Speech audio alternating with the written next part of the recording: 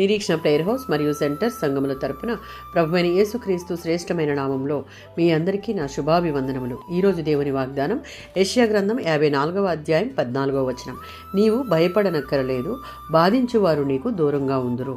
యెషయా గ్రంథం 54వ అధ్యాయం 9 నుంచి 14 వచనాలలో దేవుడు ఈ వచనాలలో ఇశ్రాయేలు పాపం చేసినప్పటికీ తన ప్రజల్ని పూర్తిగా నిర్మూలించనని ప్రకటిస్తూ ఉన్నాడు.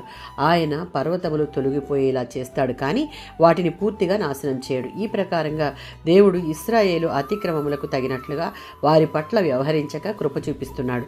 వ్యక్తిత్వ ఆరోపణలో యెరూషలేము గాలి వాన చేత కొట్టబడినట్లుగా కనబడుతుంది. దేవుడు యెరూషలేమును మునుపెన్నడూ లేనంత వైభవం ఉండేలా ప్రశస్తమైన రత్నములతో, విలువైన లోహాలతో పునరుద్ధరించబోతున్నాడు. ఇది ప్రకటన గ్రంథంలో 21వ అధ్యాయంలో చెప్పబడిన నూతన యెరూషలేమును సూచిస్తుంది. ఇలాంటి ఈ పట్టణానికి పునాది నీతి కాబట్టి దాని భద్రత, దాని క్షేమము విషయంలో నిశ్చింతగా ఉండవచ్చు. ఈ పట్టణపు వాసులు భయపడవలసిన అవసరం లేదు. దేవుడు తన కృపతో తిరిగి వారిని సమకూర్చి నిలబెట్టి సంరక్షిస్తాడు కనుక దానిని బాధించే వారు గూర్చి భయపడవలసిన పని లేదు. సామెతల గ్రంథం 3వ అధ్యాయం 25 నుంచి 26 వచనాలు.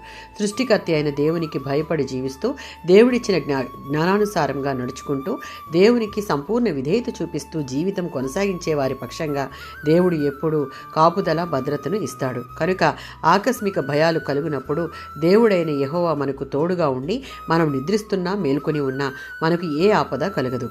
యెషయా గ్రంథం 51వ అధ్యాయం 13వ వచనం.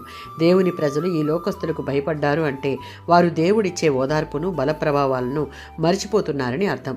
సమస్తము చేయగల దేవుని యొక్క శక్తి సామర్థ్యాలను జ్ఞాపకం ఉంచుకొని ఎదురయ్యే ప్రతి పరిస్థితిని దేవుని చేతికి అప్పగించి నిశ్చింతగా ఉంటే ఆయనే మన పక్షంగా వ్యాజ్యమాడి విజయాన్ని, నెమ్మదిని ఇస్తాడు. ఆమేన్.